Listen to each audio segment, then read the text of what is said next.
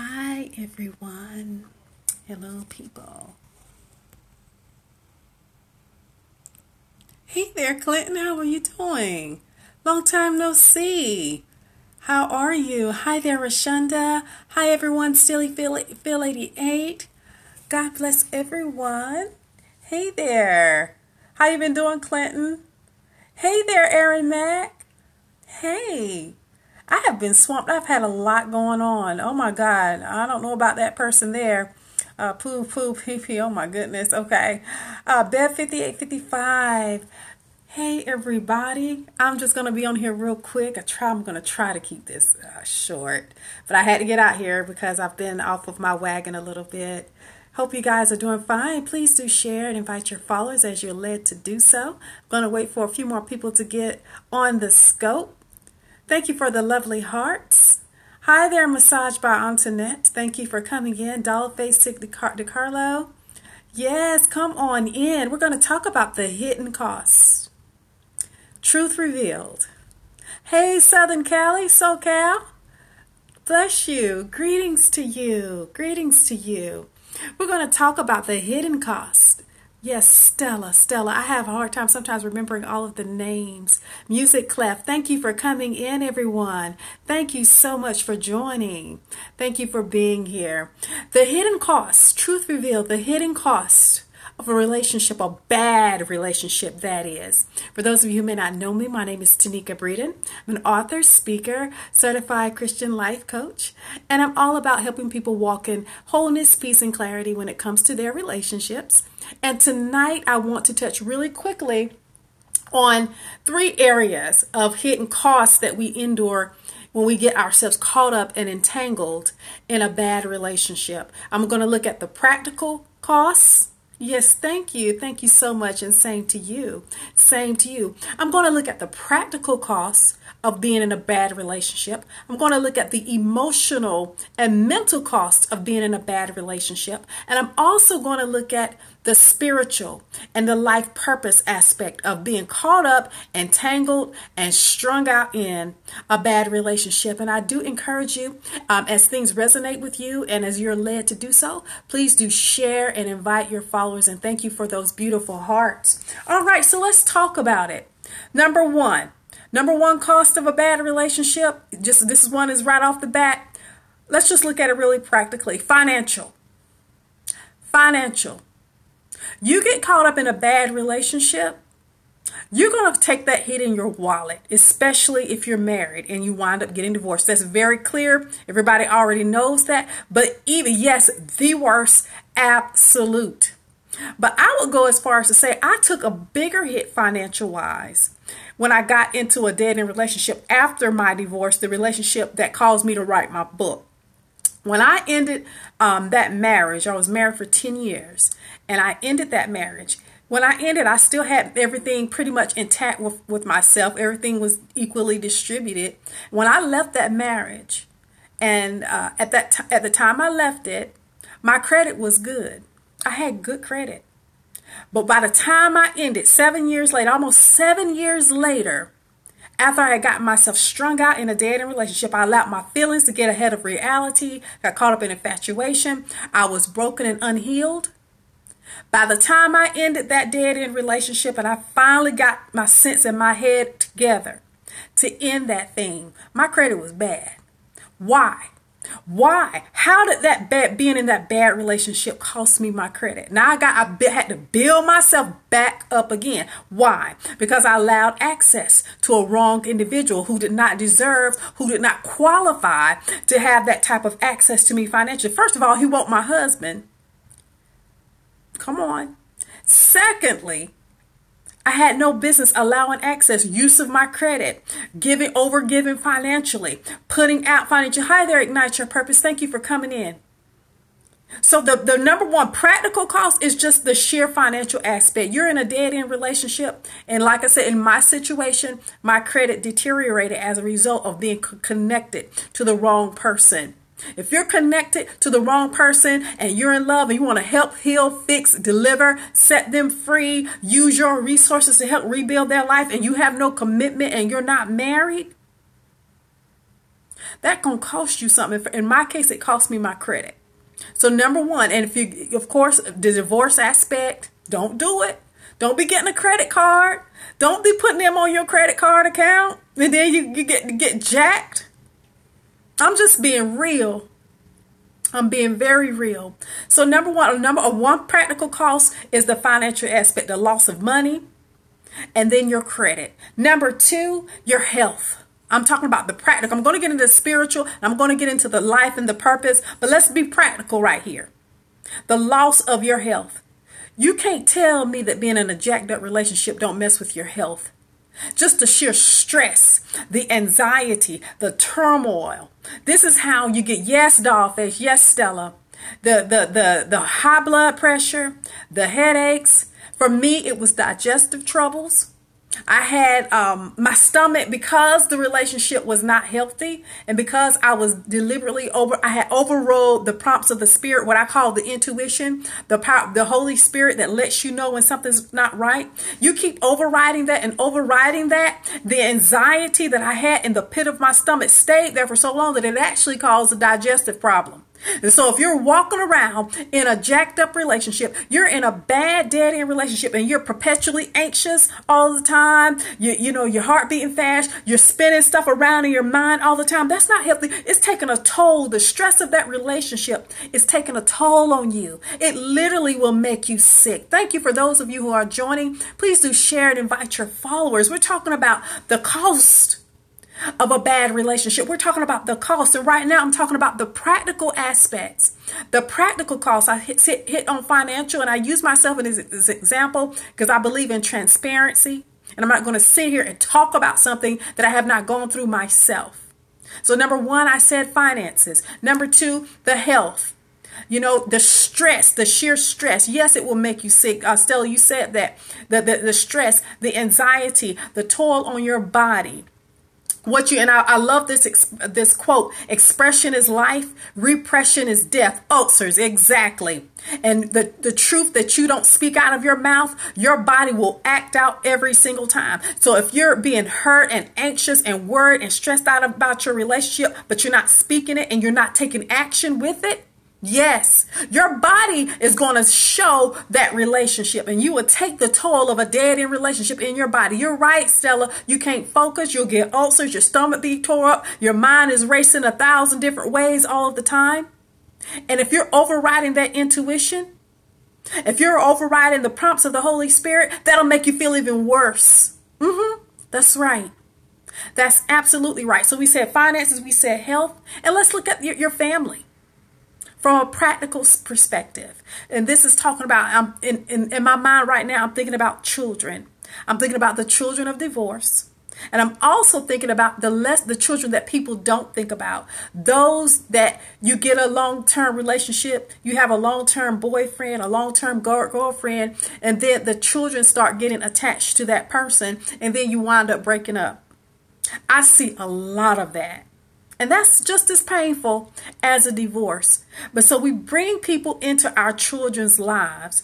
They're not married. We're not married. They get attached to our child. Our children gets attached to them. And then we break up. And now we've made even more of a messy situation, because now you've established a soul tie with that person. Hi there, Lucretia. Thank you guys for joining. Those of you who are coming on right now, please do share and invite your followers. I am Tanika Breeden, author, speaker, Christian life coach, and I'm talking about the truth about the hidden costs. Not even hidden, really. The cost of being in a bad relationship.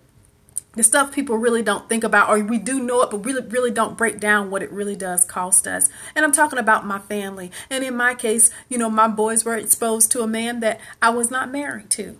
And then, of course, and then from my perspective, when I ended a dead-end relationship, during that time of being in the relationship, I got attached to his daughter.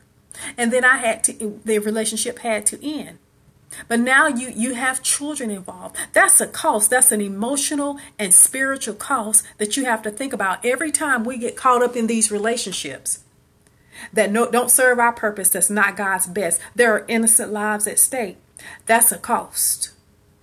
That's a cost. So be thinking about that.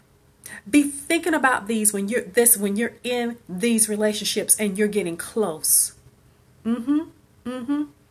Because I'm like, when you bring a person into your child's life, you need to be thinking, this person could be potentially connected to the purpose and destiny of my child. If you are divorced single mom, or a single mom and you haven't been married and you have children, every man you date, if that relationship goes further, will impact your children. And whatever man you decide to marry, that man will have an impact in the purpose and destiny of your child's life. So we can't be all willy-nilly thinking about, oh, this is just about me. No, it ain't. There is a cost associated with who we get involved with. And so I talked about the practical. That's right, Stella. I talked about the practical aspect. So those of you who are just joining, definitely catch the top of the replay. We talked about the financial aspect. We talked about your health. I've talked about your family and your children. So now let's talk about the emotional and the spiritual aspect. When you get caught up, yes, hi there, Cool Ways. Thank you. And I hope you guys have invited followers, or share on Twitter, share on Facebook, and definitely share here with your followers. From an emotional and mental perspective, I touched on the anxiety, but along with being in a relationship that you know is not God's best for your life, another aspect of that is, at least for me, and again, I speak from a place of transparency, and this is all in my book. I'm the author of the book, Get Out of That Dead End Relationship Now. But in ending that, even in the midst of that relationship, I felt shame. I felt shame. I was a bit isolated. I had feelings of embarrassment, unforgiveness to myself, just a lot of negative emotions that I had to process through. I had to deal with the soul tie that was created. When you're intimately involved with someone, you know that a soul tie is created. So now I had to cut this soul tie, and I picked up his stuff and he picked up my stuff. And so all of this, yes, your heart can get hardened if you don't take it to the altar. And if you don't work, go look at my handle. Get real, be healed is my handle. You got to be still, get real, and heal. And if you don't do that, you will have a hard heart. But so now you got all this deadly stuff in your heart that needs to be cleaned out because of being in a bad relationship. And see, out of the abundance of the heart, the mouth speaks. And so the issues of life flow through your heart. And so if your heart is full of all this stuff, yes. And so when I ended that, in the midst of that relationship, there was embarrassment, there was shame, there was condemnation, there was guilt, there was a lot of loneliness and sadness because I got myself strung out in a relationship. I'm up here walking around with this ring, but there's no evidence of any marriage coming forth anytime soon. People looking at me like, when y'all gonna get married? What y'all gonna do? What y'all doing? Y'all, having to deal with that. And because I jumped out on my own based on my feelings instead of using wisdom, sound judgment, and common sense that the good Lord gave. Yeah, I felt straight up stupid. So when you're feeling stupid and embarrassed and you living in a situation where you're trying to make a relationship work when you know that it's not God's best, but because of pride, because I had pride, I'm like, well, God gonna bless my mess and this gonna have to work because God knows our hearts and all of this mess. Yes, I was embarrassed. I didn't even want to go to Walmart. I didn't want to go to Walmart. Why? Because I didn't want to see people from my old church, because I left my old church to go follow him and it turned out to be a hot mess. And so I was like, whenever I would go to places, I'm like, I hope I don't see people from my old church, because they thought I was leaving to get married. And I wasn't married at all. I'm up here in this weird situation. That was a cost that I paid. I'm talking about the truth revealed. I'm talking about the truth revealed, the hidden, well, not so hidden really, cost of being in a bad relationship. I paid a price. You wore wigs and hats. I didn't try to wear wigs and hats or anything like that, but I was just hoping I wouldn't see anyone from my old church. I definitely didn't want to run into the pastor, because I didn't want them. They're going, hey, we thought you was getting married. Y'all married yet? No, we stupid. We were stupid. I was just like, God. No, this ain't the Haters Man Club. I'm just talking about the cost of being in a bad relationship. No, honey, it ain't hating no men. But I am speaking from my practical experience, because I was embarrassed. It was just as much as my fault as it was his. It wasn't all him. It was not all him. I own my stuff. I owned it. y'all funny. I own my stuff. I own my part in the demise, or the relationship should have never really happened. But I own my role in getting myself caught up when I knew it wasn't God, knew it was not God's best. So that was the practical. Yeah, you have to own stuff to heal it. You can't heal stuff if you're running from it or if you're hiding from it. That's just self-deception. So to be healed, it's the truth that you know that sets you free. It's also the truth that you know and do that sets you free. You can know the truth all day long till the cows come home. But until you actually do that truth and live that truth and face that truth, that is the truth that sets you free. That's the truth that sets you free. It's the truth you know and do that sets you free. So eventually I had to get to the point where I had to face the truth about my situation, and I had to own it. And at that point, I began to heal, began to mobilize myself to get out of the relationship. So we're talking about the cost of being in a bad relationship. So I talked about the emotional, the mental aspect, all the emotions, the negativity, the isolation, the embarrassment, the shame, condemnation, all of those feelings. And then, of course, the feelings that came directly as a result of the relationship itself. I was pretty much neglected to a certain degree because he was not ready. He was unhealed and unready. I was unhealed and unready. So we both can't meet each other's needs. We're not in alignment with God for our purpose. So the relationship was already doomed from the start. But when you don't know that, you'll stay in it for a long time, which brings me back before I get into these Band-Aids. That's right, Band-Aid boos. He was a Band-Aid boo. A Band-Aid boo. We use a relationship, a rebounding straight from a divorce, to cover up my wounds instead of allowing God to heal. And that's what I was for him, and that's what he was for me. And Band-Aid boos are not relationship. That's not relationship material. That's not a kingdom love level of a relationship. And so I like to compare. And so part of why I stayed in that relationship for as long as I did is because of the profound, I put a lot of myself into it, a lot of prayer energy, a lot of emotional energy. I love you. Thank you. God bless you. Thank you so much, Stella. I hope this is blessing you. When you've been in a relationship and you stay in it, even though you know that it's not the best, but because, well, I don't know about that. Roy, but we're going to be respectful on this scope. All right. The reason why I stayed so long in a relationship, it's like an analogy. I have two analogies for you guys. You know that milk in that refrigerator, the expiration date on it is expired. You still got that jug of milk in that refrigerator. You still keep shaking it and looking at it.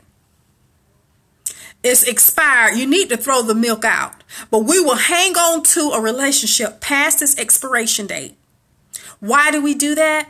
Because of the investment. If you've invested a lot emotionally, if you've given of your body physically, if you've put a lot into that relationship, you don't want to be so quick to let it go. And so that is what is called, there's a term in economics called sunken cost fallacy. Sunken cost fallacy. If you want to put that in the chat box, sunken cost fallacy, fallacy. That means a lie. A fallacy is a lie. It's an untruth. And so the sunken cost fallacy in economics, and we're going to apply it to relationships on this scope. The sunken cost fallacy says that even though there's a sinking ship in the ocean, like imagine the Titanic sinking in the ocean, that's a huge investment. That ship, that Titanic, $1 million ship out there in the ocean. It's a sunk ship. You can't retrieve that ship, but you're going to keep putting money in it, going to keep throwing money in it, keep trying to save it, but that's a sunk ship because I don't want to let it go because the ship cost me so much, but that ship is thousands of feet under the sea. But I'm going to keep on putting my money in it.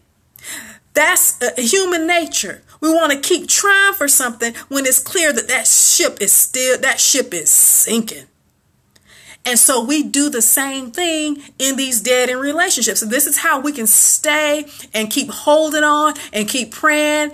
The They're not. Yes, a lie from the pit of hell. It's a fallacy. It's called, you can Google it. It's sunken cost fallacy. You can Google that term on Google. And this is what we do in these relationships. It's the sunken cost, the idea that I can still retrieve my investment. And so you just got to cut your losses and let it go. Cut your losses and let it go. Now, real quick, I'm going to go into more of the spiritual and purpose aspects of a cost, rather, of being in a bad relationship. Sound like the Titanic. That's right. It is the Titanic. That's what it is when you're in a dead-end relationship and you keep hanging on just a little while longer. I'm going to hang on a little bit. You get a little shred of hope, a little tiny light that look like they might change a little bit, or it might be a little slight shift of something that gives you a little shred of hope, and you'll hang on in there for a few more months, and then it turns into another year, and then another year. And really, it's the same thing. You're trying to get the relationship back to where it was the first few months when it was good, but you're staying it for 5 years that it was bad. That's an example of how that sunken cost works. You keep putting in when the ship is already under. So let's look at these other the spiritual aspect. And where I'm pulling from this is Judges 16th chapter. For those of you who know the Bible, the 16th chapter of Judges, where we see the story of Samson and Delilah, where Samson was a mighty warrior for Israel, and he was raised up to be a Nazarite, never shaved his head, and his hair grew, and that was the source of his strength. And God had anointed him for that role in Israel, right? When he gets caught up with Delilah, and that's a deep lesson. I could talk to do 2 or 3 scopes just off that one chapter, but I'm going to stick with this. When he got caught up with Delilah, and she harassed him and bugged him about the source of his strength, and when he finally gave in and told her, so you got to be careful whose head you put your lap in. When he finally told her, and what woman gets into your head and what man gets into your head, when he finally told her the source of his strength, and he lost his hair, the first thing he lost that he gave up was, number one, his vision. A bad relationship will cost you your vision. Your vision. They gouged his eyes out. He was seeing, and then he was blind as a bat. Blind as a bat.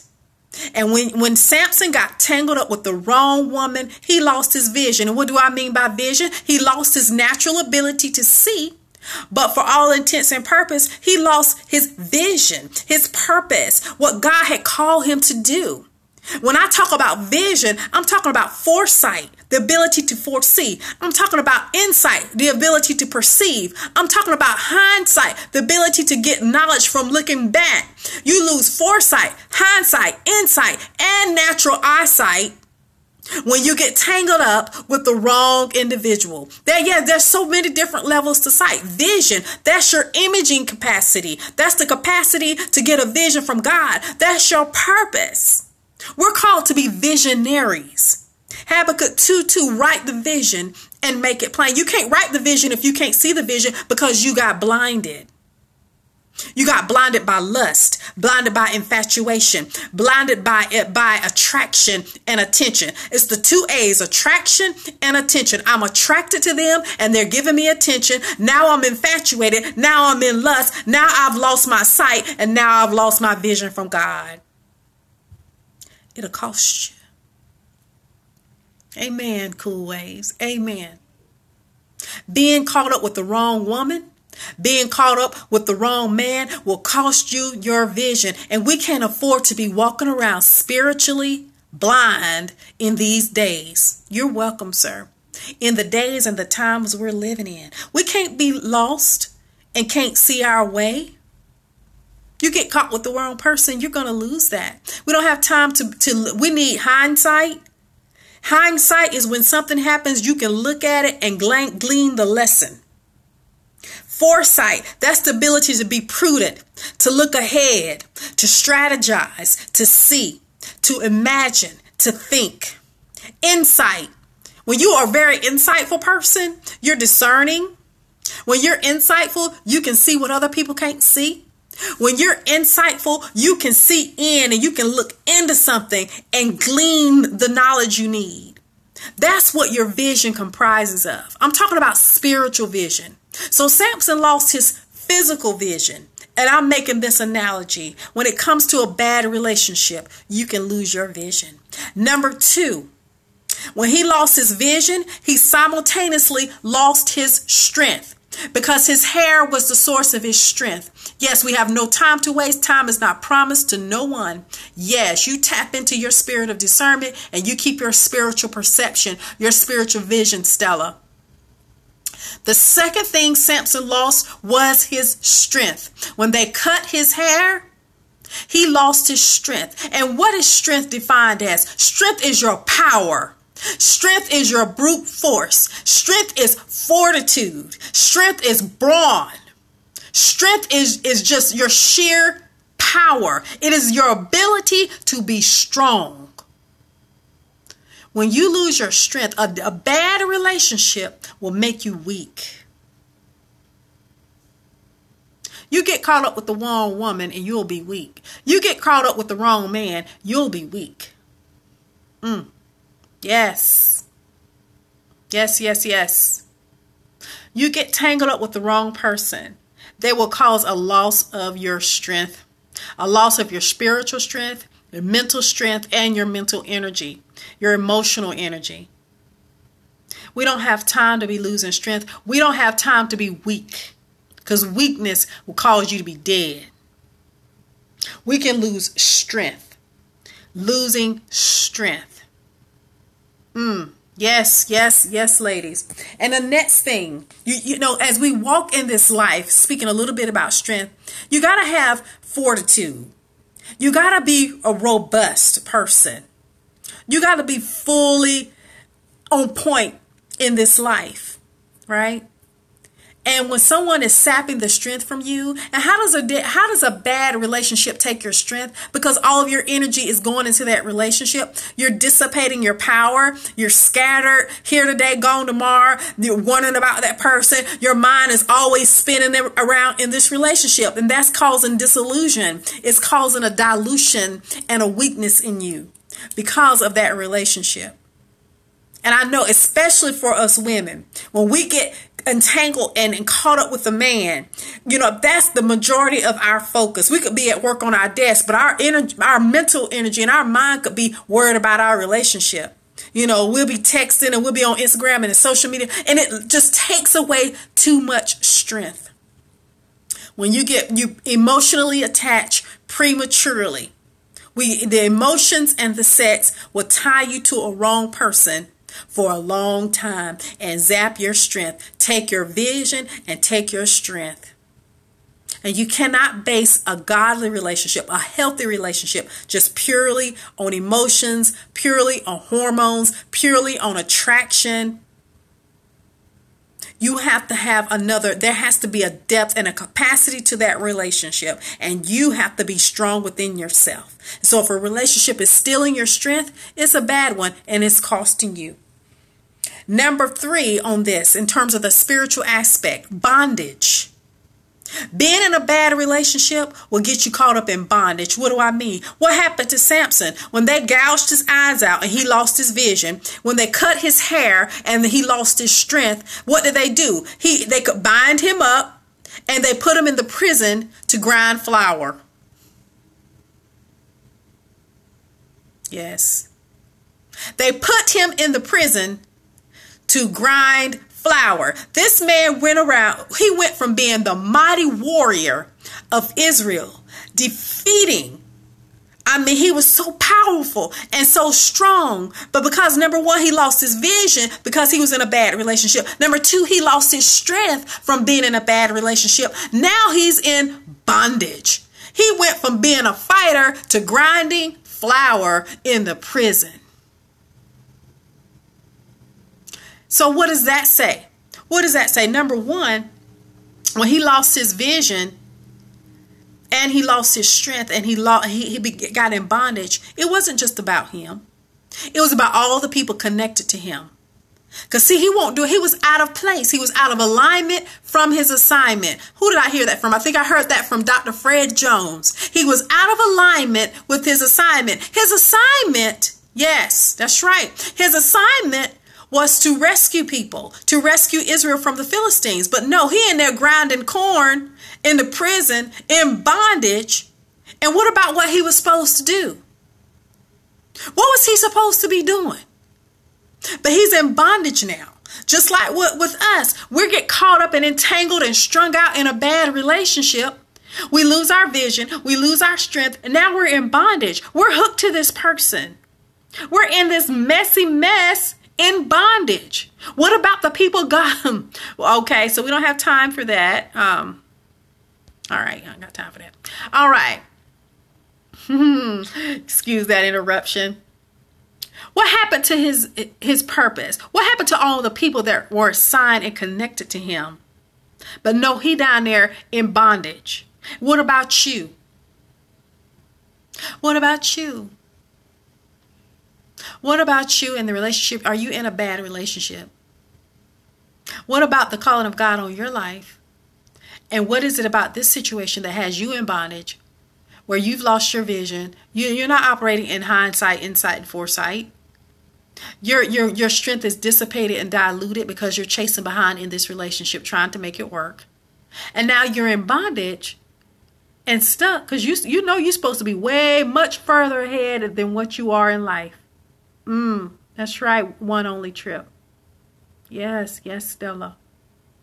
You know you're supposed to be way over here, but you're supposed to be up here, but you're down here because of that relationship. I heard Devon Franklin make this statement. He was saying, he's the author of The Wait, him and his wife Megan Good. And, God, he had been living a life of celibacy and abstinence. And he had specifically made the statement, and I thought it was so profound. He made the statement that God told him, he said, look, if you don't keep yourself sexually and maintain your sexual integrity, my plans for you are up here. But because you can't keep yourself and obey my law and maintain your integrity sexually, I could only use you to down at this level. My original plan for you was up here. But because you have no discipline in this area of your life, in terms of your relationships, in terms of your sexuality, in terms of maintaining yourself, my plan was up here. But because you lack discipline, I'm going to keep you right here. Bondage. Are we in bondage to our sex drive? Are we in bondage and hooked on somebody because of a soul tie? Are we in bondage because of these relationships? God's plan is up here, but we way down here somewhere. We lose our vision, we lose our strength, and now we're in bondage. That's the cost of being in a bad relationship for a very long time. Not good, people. Not good. And lastly, your life. You can lose your life. My God, one and only trip. Only one trip, okay? Yes. Your life. You could literally lose your life if you're in the wrong bad relationship. You could lose your physical life like Samson did. So Samson lost his vision. He lost his strength. He was in bondage. He went from being a mighty warrior. Yes, thank you. Amen, Stella. He went from being a mighty warrior to grinding flour in the prison. And then eventually he dies. And he died. When he died, he asked God to redeem him. So God was able to redeem Samson. But he was redeemed at the cost of sacrificing his own life. And so he asked God to strengthen him to knock those pillars down when they were in a celebration. And when Samson, grew his hair back, his strength came back. And so he knocked those pillars down, and he killed more people in his death than he did when he was alive. He killed more Philistines, Israel's enemies, in his death when he sacrificed his life. He was still blind, but he had his strength back. Yes, it is hard to break ties with people. You have to be very intentional to do that. And there are specific steps and things you need to do with that. So I have another scope on that. I think I do. But you can lose your life. Yes, that's right. You can lose your life behind a bad relationship, and your destiny and purpose in God and the original intention for why you're on this earth could be totally aborted, all because we lack discipline, we lack judgment, We lack common sense. We're led by our feelings. We're led by patterns of the past, what we saw in our families, the dysfunctional relationships that we saw, the dysfunction we grew up with as children. We use that as our pattern. Things happen to us, my bad English. And now we get entangled in bad relationships.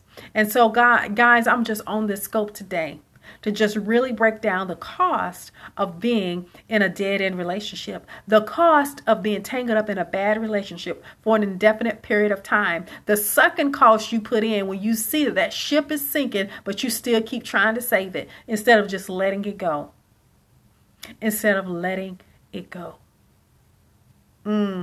Yeah, that's right. It woke you up, really. Okay. Yeah. And so I'm going to be ready to end this in a little bit, but I did want to bring to you guys attention. I am holding a Sunday morning live Q&A cafe webinar. It's a free webinar called The Closure Class. It's bit.ly/The Closure Class. And it's all about helping people, giving concrete tools, strategies, practical advice for getting your mind right, your emotions right, and getting your game plan to regroup yourself, to end a relationship with dignity, end it with grace, end it to come into a place of healing. Amen. Thank you. I appreciate that. I thank you. And so on this Saturday, I do want to invite you. This is Saturday, 11 o'clock a.m. Eastern Time. That's Saturday, July 1st. It is a live webinar. bit.ly/The Closure Class. You go to there, you sign up, and it's 11 o'clock Eastern Time. And I'm going to go deeper into the actual steps of breaking up, what you need to do. And this will be applicable for marriage. And I don't condone divorce, but I also believe that there are marriages that are not ordained by God because they definitely do not reflect the love of Christ in these marriages. Some of these marriages we're in are not healthy. All right. So I'm looking at the practical strategies you need to do to end a relationship, to cut the toxic soul tie. Thank you. Thank you for putting that up there, Stella. God bless you. That's Saturday, 11 o'clock Eastern Time, July 1st. It's a live webinar. I'm going to have Q&A, and we're going to go deep into what you need to do, the practical, real strategies on getting your mind together, getting your heart and your emotions together, really counting the cost. So I did a different set of costs. There's a whole nother level of cost analysis and pain threshold analysis you need to think about when you end a bad relationship. That's what I'm going to go into in the closure class. So if you're interested, yes, thank you, Stella. July 1st, Saturday, 11 o'clock a.m. God bless you, sister. Thank you for putting that up there. And we're going to go in. And so I encourage you, if you see yourself, if any of what I'm saying is resonating with you, you know you're in a bad relationship. You know that it's not God's best for you. If you've been struggling, if you know they don't return calls, if you're in a situationship, we know we got situationships, we have social media ships, we have texting ships. Some of these ships we're in are not even real relationships. And we've managed, a woman can talk to a man on the phone for a week and fall in love based on words and never see him. People fall in love off text messages, not a real relationship. If you're in these weird situations, I encourage you to sign up for the closure class. Those of you who may hear this on the replay, please do so. Please do share and invite your followers if you have not done so already. Yes, situationships. There are social media ships where people are actually thinking that someone is liking them and they're loving each other, and it's all based on likes and follows and DMs. Show me, that's right. But people, this is the world and time we're living in. We don't have real relationships. And so that's bit.ly, the closure class.